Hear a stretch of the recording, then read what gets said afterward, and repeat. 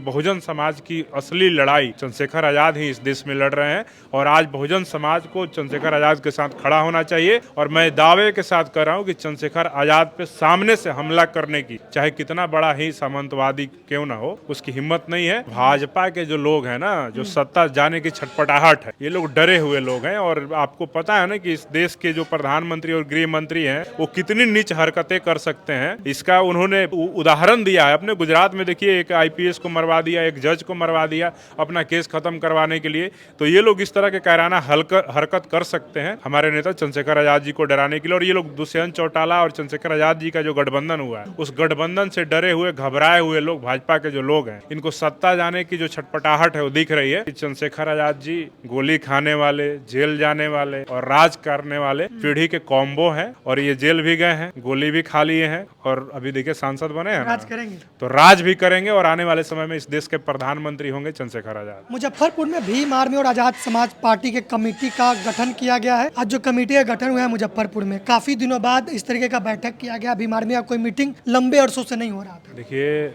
मुजफ्फरपुर एक क्रांतिकारी धरती है और यहाँ पे बहुजन महापुरुषों के आंदोलन को आगे बढ़ाने के लिए मुजफ्फरपुर के युवा साथियों ने फिर से बेड़ा उठाया है।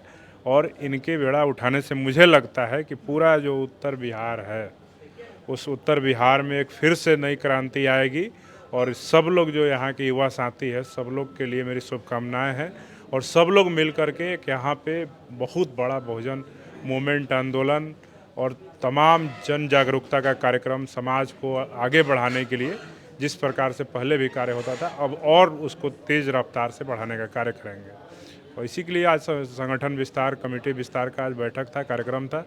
और उसमें सारे लोगों ने, जिस प्रकार से यहाँ पे मुजफ्फरपुर के सारे प्रखंडों के जो लोग आए थे, उनके उत्साह को देख करके लग रहा है कि मुजफ्फरपुर जिले में भीम आर्मी, आज़ाद समाज पार्टी अब गांव-गांव तक पहुँच जाएगी। क्यों जरूरी है भीम आर्मी? देखिए, भीम आर्मी जरूरी इसलिए है क्योंकि इस देश में आप देख रहे हैं कि सत्ता हमारे हाथ में नहीं है।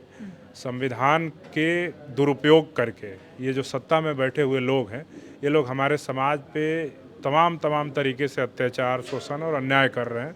आप हाल ही में देखें कि मुजफ्फरपुर ज़िले में 16 जो हमारे बहुजन समाज के साथी हैं, वो पारू वाले घटना में एक तो हमारी बहन की हत्या कर दिया गया और उस मामले में हमारे ही भाइयों को पकड़ करके जेल में भेज दिया गया। और कई अन्य नामजद और कई अन्य अज्ञातों पे सैकड़ों के संख्या में एफआईआर करके बहुजन समाज को डराने का काम किया गया। तो मुझे लगता है कि शासन और प्रशासन को डराना आवश्यक हो गया है, क्योंकि ये लोग हमारे समाज पे लगातार हो रहे अन्याय और शोषण पे ये लोग चुप्पी साध लेते हैं, हमारे ही लोगों को फंसा देते हैं। तो यहाँ पे भीम आर्मी जब मजबूत हो जाएगी तो हमारे समाज पे कोई शासन, प्रशासन और कोई भी संविधान का गलत इस्तेमाल करके सरकार के माध्यम से, या कोई भी नेता हो या पदाधिकारी हो, हमारे समाज पे शोषण करने की हिम्मत नहीं कर पाएगा। इसलिए भीम आर्मी ज़रूरी है कि हर गांव में पहुंचा दिया जाए, ताकि हमारे समाज के लोग भीम आर्मी से जुड़ करके अपने आप को मजबूत महसूस कर सकें, क्योंकि देश का सबसे बड़ा संगठन है भीम आर्मी, भारत एकता मिशन। इसलिए मुजफ्फरपुर में इसको मजबूती प्रदान करने के लिए भीम आर्मी एकदम आवश्यक है, अति आवश्यक है। आपने जिक्र किया कि भीम आर्मी अन्याय के खिलाफ लड़ाई लड़ती है और हर जगह पहुंच जाती है जहां एट्रोसिटी होता है। लेकिन आज़ाद समाज पार्टी के राष्ट्रीय अध्यक्ष और भीम आर्मी के प्रमुख चंद्रशेखर आज़ाद, जो मेंबर ऑफ पार्लियामेंट है आज के तारीख में, लेकिन हरियाणा में जब वो चुनाव प्रचार के दौरान उनके गाड़ी पर हमला किया गया है, तोड़फोड़ किया गया है, इससे पहले उन पर गोली भी चलाई गई थी। तो जो इनके प्रमुख है, भीम आर्मी को चलाते हैं, आज़ाद समाज पार्टी को चलाते हैं, वो सुरक्षित नहीं है। मेंबर ऑफ पार्लियामेंट बन जा रहा है, फिर भी सुरक्षित नहीं है। फिर समाज को कैसे सुरक्षित कर पाएंगे? देखिए, चंद्रशेखर भाई पे गोली चला देना, उन पे हमला कर देना एक कायराना हरकत है।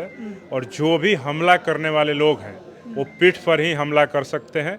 आप देखें कि जब गोली भी चली थी तो पीछे से ही गाड़ी आ करके उन पे फायरिंग की थी। अगर हिम्मत है मनुवादियों में, सामंतवादियों में, तो चंद्रशेखर आज़ाद ही नहीं, भीम आर्मी की किसी भी सिपाही पे आमने सामने वार कर ले और समय और डेट निर्धारित और स्थान निर्धारित कर करके बताए कि चंद्रशेखर जी, आप देश के इस कोने में आ जाइए, हम आपकी हत्या करने वाले हैं, आपके ऊपर जानलेवा हमला करने वाले हैं। तो मुझे लगता है कि कोई ऐसा देश का हिस्सा नहीं है जहाँ पे मनुवादियों की औकात है कि चंद्रशेखर आज़ाद जी को चैलेंज कर दे या भीम आर्मी के किसी भी पदाधिकारी को। और चंद्रशेखर आज़ाद जी पे जो हमला हुआ है हरियाणा में, वहाँ पे उनका जो जनाधार बढ़ रहा है, जो गठबंधन का वहाँ पे जो हमारे प्रत्याशी लड़ रहे हैं, उनके जनाधार के वजह से जो डरे हुए घबराए हुए लोग हैं, वो हमारे हौसले को हमला करके डराना चाहते हैं। लेकिन उनको नहीं पता है कि चंद्रशेखर आज़ाद वो शेर है जो इन हमलों से घबराता नहीं, जो वो गोली खा करके अपने समाज के हक और हुकूक के लिए अगले ही दिन, गोली लगने के 2 दिन बाद ही जब राजस्थान वो एम्बुलेंस में पहुंच गया व्यक्ति, तो तुम उनके गाड़ी पे, काफिले की गाड़ी पे हमला करके चंद्रशेखर आज़ाद को डरा नहीं सकते हो। और चंद्रशेखर आज़ाद को डराने का जो प्रयास किया है, इससे हमारे समाज को भी सीखना होगा कि आप सोचिए कि आपकी विचारधारा को इस देश में कोई अगर मजबूती से बढ़ा रहा है, उस नेता का नाम चंद्रशेखर आज़ाद है। अगर आज आप सब इस देश के जो 35 करोड़ दलित समाज के लोग हैं और तमाम बहुजन समाज के जो लोग हैं, 85% बहुजन समाज के लोग आज अगर चंद्रशेखर आज़ाद के साथ खड़े नज़र नहीं आए, तो आने वाले से आप देखिए नहीं, आप इस देश में कहाँ किसी दूसरे नेताओं पे हमला हो रहा है, क्योंकि वो लोग आज तक मनुवादी सामंतवादी व्यवस्था को उन्होंने चुनौती ही नहीं दिया। चुनौती अगर आज जब भी किसी ने दिया है, उसके ऊपर इस तरह का हमला हुआ। एक समय में ज्योतिबा फुले और ये सावित्रीबाई फुले ने एक समय में मनुवाद को चुनौती दिया, उन पे भी हमला हुआ था। जब वो शिक्षा स्कूल खोल रही थी बच्चियों के लिए, महिलाओं के लिए, तो उनके ऊपर हमला हुआ, उनके ऊपर गोबर फेंक दिया जाता था, उनके साड़ी गंदे कर दिए, कपड़े गंदे कर दिए जाते थे और उनको तमाम तरीके से रोका जाता था। बाबा साहब ने जब इस देश के वंचितों के हक अधिकार की आवाज़ उठाई, तो उनको भी तमाम तरह से प्रताड़ित किया जाता था। और अब फिर से जब चंद्रशेखर आज़ाद जी को प्रताड़ित किया जा रहा है, इससे सीधे तौर पर स्पष्ट होता है कि बहुजन समाज की असली लड़ाई चंद्रशेखर आज़ाद ही इस देश में लड़ रहे हैं। और आज बहुजन समाज को चंद्रशेखर आज़ाद के साथ खड़ा होना चाहिए। और मैं दावे के साथ कर रहा हूँ कि चंद्रशेखर आज़ाद पे सामने से हमला करने की, चाहे कितना बड़ा ही सामंतवादी क्यों ना हो, उसकी हिम्मत नहीं है। सामने से हमला करना हो तो सामने चैलेंज करके आ जाए, समय स्थान निश्चित करके आ जाए, और हम लोग फिर बता देंगे कि भीम आर्मी और आज़ाद समाज पार्टी में कितनी ताकत। वाई+ सिक्योरिटी मिला है चंद्रशेखर आज़ाद जी को, और हरियाणा के पूर्व उप मुख्यमंत्री दुष्यंत चौटाला भी उनके साथ थे।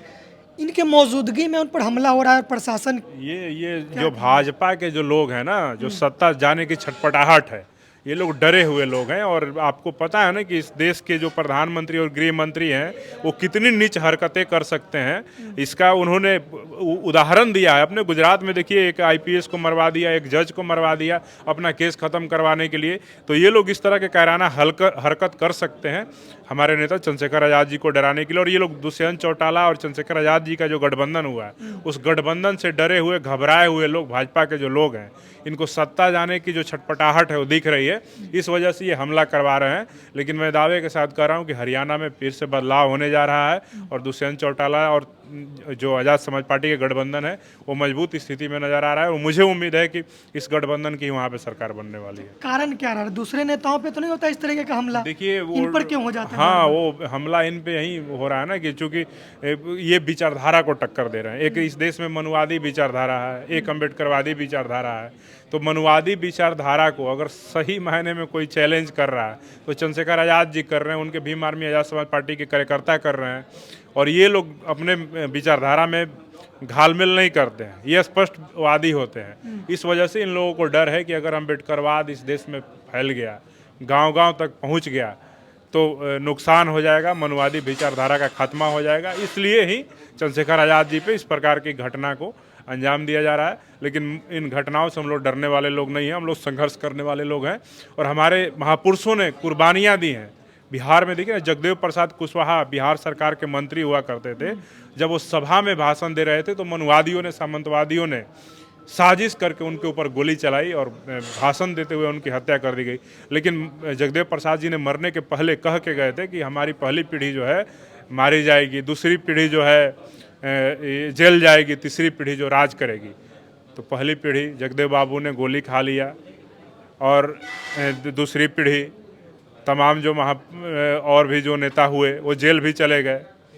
तो हमें लगता है कि चंद्रशेखर आज़ाद जी गोली खाने वाले, जेल जाने वाले और राज करने वाले पीढ़ी के कॉम्बो हैं।